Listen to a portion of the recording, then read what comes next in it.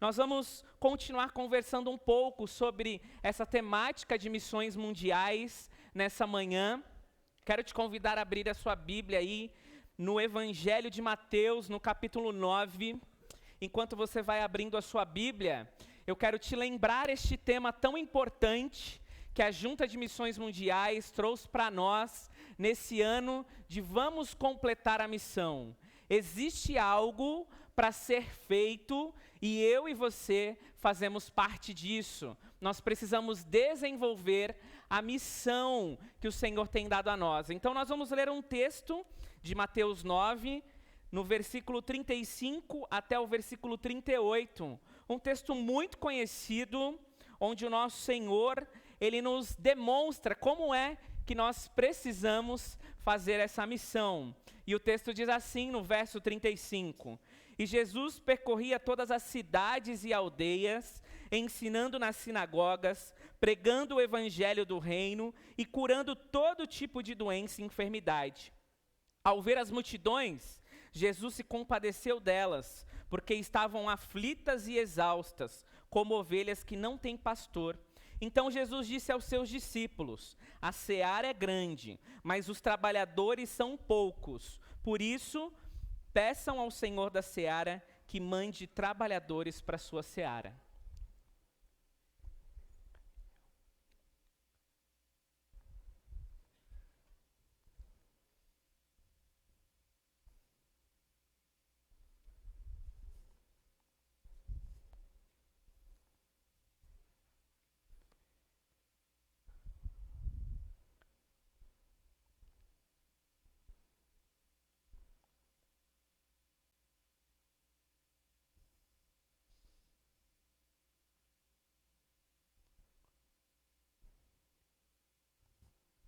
Difícil para você ficar num culto de 40 minutos escutando um pastor que talvez você não consiga compreender ou ter compaixão pelas vidas que ainda não ouviram falar de Jesus. A Noemi está ali em cima e ela estava sorrindo, ela estava vibrando com este momento, porque ela entende esta palavra, ela entende esta linguagem. Talvez se eu também começasse a falar em dialeto, como a Kunaume, a Kafanananadieso, Tumanha Mãe, a Teste, você também não entenderia essa palavra.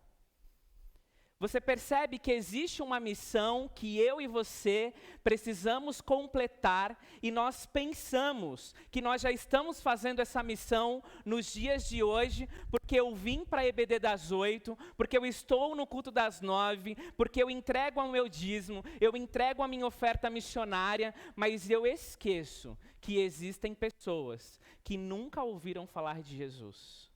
Eu esqueço que tem pessoas que precisam ser alcançadas pela graça de Deus. E uma das palavras que mais me chama a atenção aqui neste texto é que o Senhor Jesus se compadeceu delas.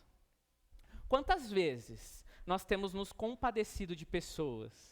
Quantas vezes nós temos olhado para a nossa missão, para o evangelho da graça de Deus, e a gente olha aquela pessoa como um campo missionário, como alguém que precisa ouvir da graça e do favor e do amor de Deus.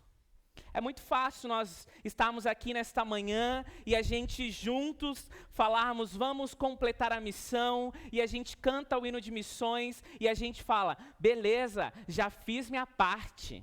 Mês de março está acabando, eu não preciso mais saber cantar as músicas de missões mundiais. E hoje, olhando para vocês, agora de manhã, quando o Gabriel resgata algumas músicas de missões mundiais, a gente percebe que foi apenas uma campanha nas nossas vidas. Que não foi um tempo onde a gente refletiu nessas letras, um tempo onde a gente levou essas letras para frente. E o Senhor Jesus, Ele percorria, o texto diz aí para mim e para você, que Ele percorria todas as cidades e aldeias. E Ele percorria fazendo o quê? Ensinando. O texto base, né, se você abrir sua Bíblia aí, em Mateus 28, do versículo 19, o texto base vai dizer que a gente precisa ensinar, que a gente precisa batizar, que nós precisamos de fato ir e fazer discípulos. E quando nós pensamos nessa ideia do ensino, a gente talvez se feche na nossa ideia de que, eu trouxe o visitante, o pastor agora continua a caminhada com ele e está tudo certo, eu já trouxe uma pessoa para Jesus. Eu quero te lembrar que quando o texto diz que Jesus percorria, ele fazia isso na vida prática dele. Não é uma semana, não é trazer uma pessoa, mas a sua vivência prática era ir até as pessoas, era estar junto com as pessoas, era estar na cidade. Se você voltar um pouquinho no texto mesmo aí de Mateus, no capítulo 9, você vai ver que ele está curando pessoas, que ele está curando enfermos, que ele está vivenciando a sua vida com pessoas.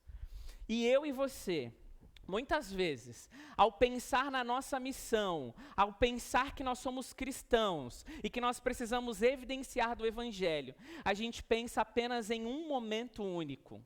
Ou seja, nós já reservamos o domingo para isso. Domingo pela manhã, domingo pela noite, mas durante a semana eu vou fazer aquilo que eu tenho que fazer na minha vida. Eu preciso trabalhar, eu preciso levar sustento para minha família, eu preciso estudar, eu preciso ajudar as pessoas, mas a gente esquece que durante tudo isso que nós iremos fazer na semana, nós estamos percorrendo e nós precisamos ensinar sobre o Senhor Jesus. Era isso que ele fazia. E o texto é muito enfático em dizer que Jesus ia nas cidades, mas ele também ia nas aldeias. E as aldeias naquela época não eram um centro de visita, não era um lugar turístico onde as pessoas passavam, não era onde tinha mercearia, onde tinha o costureiro, não era onde tinha esse tipo de pessoa. Nas aldeias tinham pessoas pobres, pessoas que eram marginalizadas e não estavam próximo da sociedade. Mas a gente vê que o nosso mestre, que Jesus Cristo, ele vai também às aldeias. Sabe o que me incomoda muito quando a gente tem um missionário, a gente tem uma ação missionária, e o missionário fala assim: olha, a gente precisa ir em tal lugar. E aí eu escuto alguns irmãos falando assim: misericórdia, para esse lugar eu não quero ir. Isso me incomoda muito. É a demonstração que eu e você não temos compaixão pelas almas perdidas. Porque se só tiver você para ir, como que vai ser? Como que o evangelho vai ser alcançado na vida dessa pessoa? Quando você diz misericórdia, você fala: Deus, eu não quero participar dessa sua obra neste lugar. Seja no Sudão, seja na Síria, seja no Chapadão, seja no... Fala um morro treta aí, Laís, daqui. Três Poços. Como que é, Lana? Caviana. Seja no Caviana. Morro da Conquista. Você está preparado para ir lá? Não, pastor. Se algum irmão mora lá, eu deixo lá embaixo, não subo com carro, não. Vou subir com carro, vou arriscar a minha vida. Querido, Jesus percorria nas cidades e aldeia, falando dele mesmo, ensinando sobre ele, vivenciando isso, pregando o evangelho do reino e curando todas as doenças e enfermidades.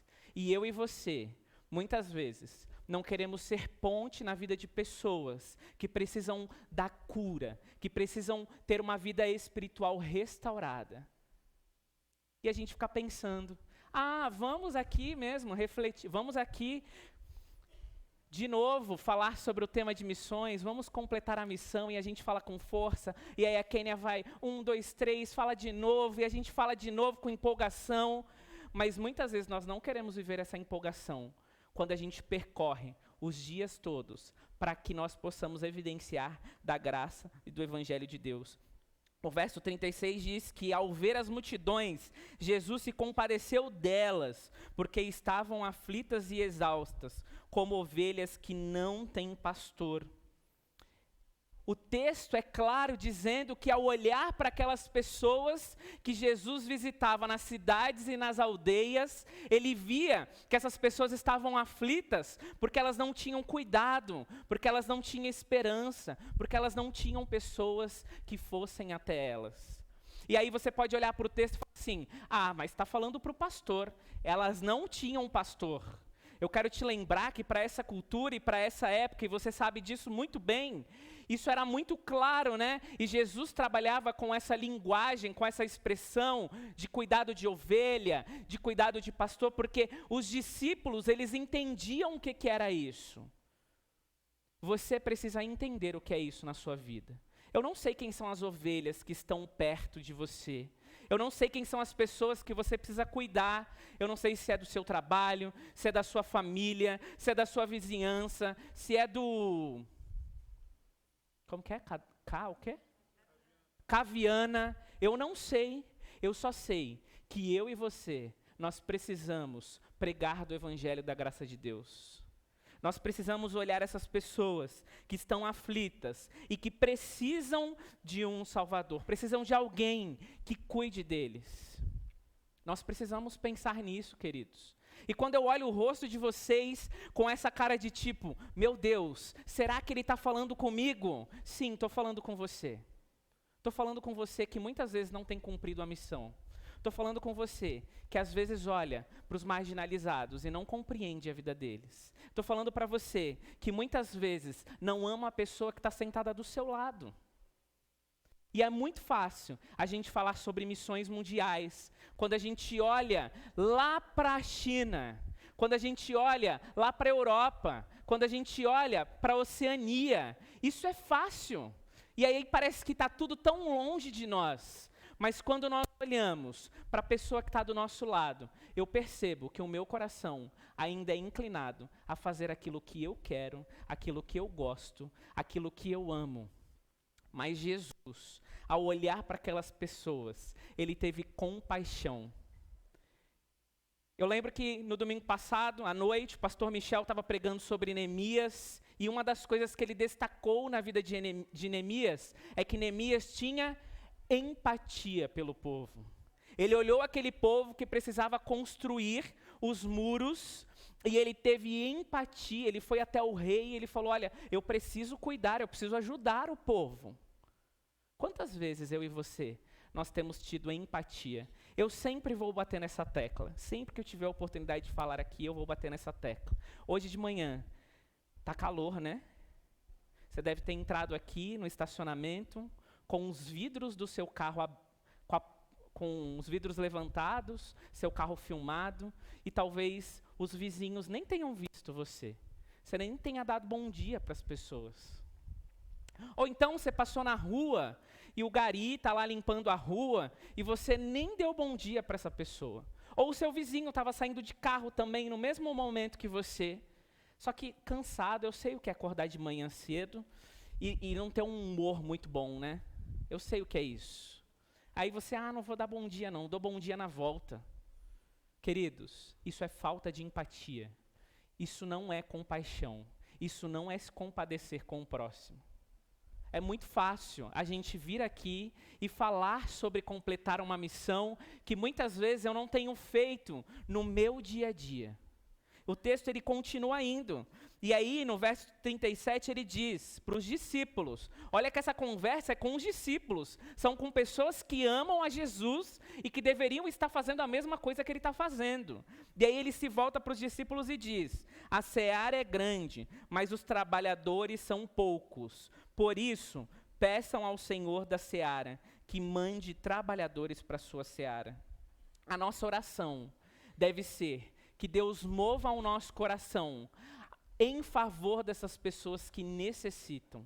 O Senhor está pedindo para os discípulos, olha, vocês precisam orar para esse Senhor da seara, para que Ele envie pessoas que amem essas pessoas, pessoas que querem ser pastores, querem cuidar de pessoas.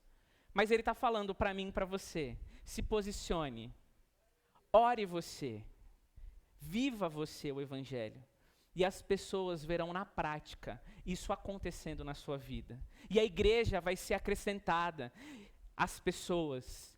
A igreja vai crescer a partir do momento que eu e você colocarmos a mão na nossa consciência e entendermos que sim, é necessário que a gente aprenda o inglês. Sim, é necessário que a gente aprenda o francês. Sim, é necessário que a gente aprenda o alemão. Sim, é necessário que a gente aprenda Libras. E eu quero te trazer uma notícia. Libras é linguagem brasileira de sinais. Quando você for para os Estados Unidos, não vai servir a sua Libras. Você vai ter que fazer outro curso lá. Você percebe que a gente precisa continuar tendo compaixão por essas pessoas? E às vezes você vai falar assim, não, mas eu estou correndo atrás da minha carreira profissional. Eu quero te lembrar que você precisa correr atrás do reino de Deus. E a sua carreira profissional, ela vem vindo junto com você. Porque você vai desenvolver isso onde você estiver, como você estiver. A gente vê que a seara é grande e que precisam de pessoas desenvolvendo isso. E o Senhor convoca eu e você para fazermos parte dessa seara onde o evangelho precisa ser pregado, onde a cura precisa ser levada, onde a restauração precisa ser levada, onde o amor precisa ser levado.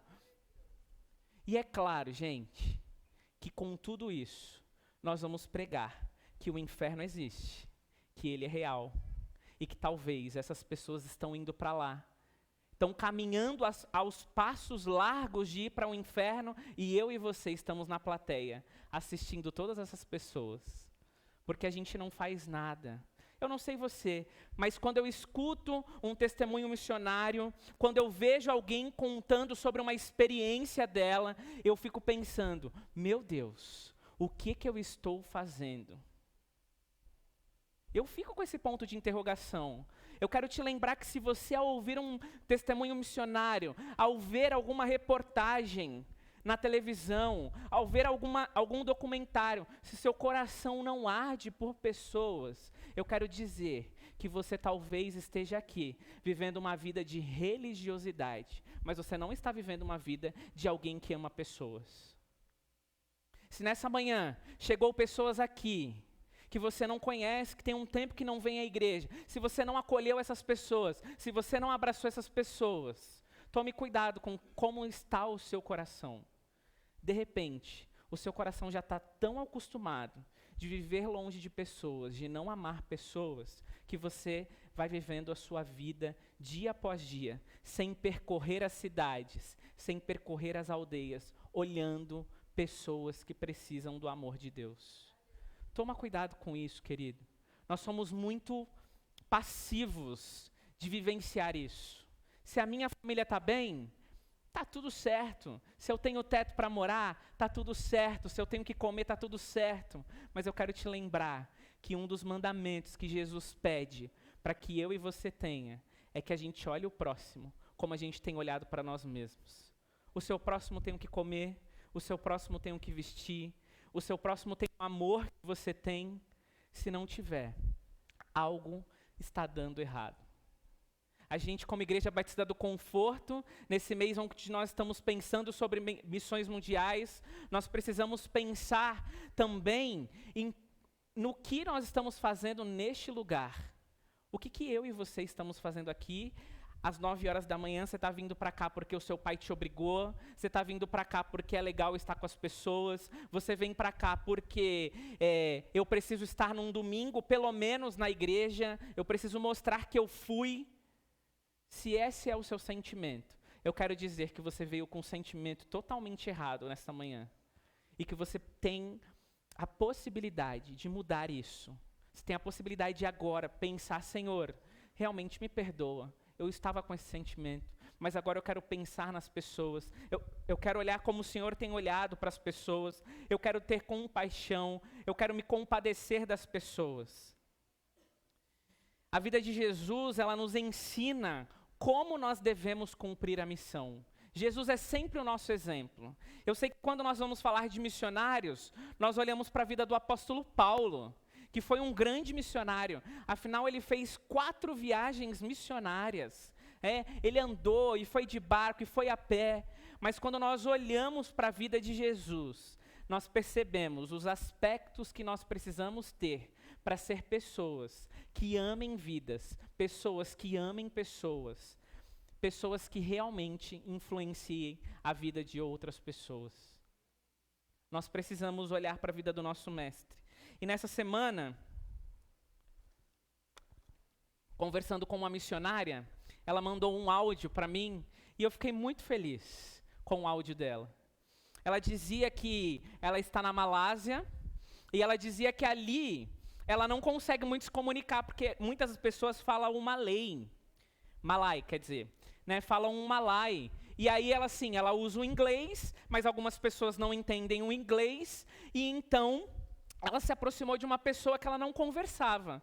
E quando ela abraçou essa pessoa, ela sentiu um cuidado e um amor de Deus pela vida daquela pessoa, que ela começou a chorar. E ali ela disse que sentiu a presença de Deus, unindo aquelas duas pessoas, de povos diferentes, de nações diferentes. E ela começou a clamar pela vida daquela pessoa, e essa pessoa é muçulmana, então ela se converte ao cristianismo, ela perde então o direito de ter uma família, porque ela entendeu agora quem é o seu Deus e o que ela precisa fazer.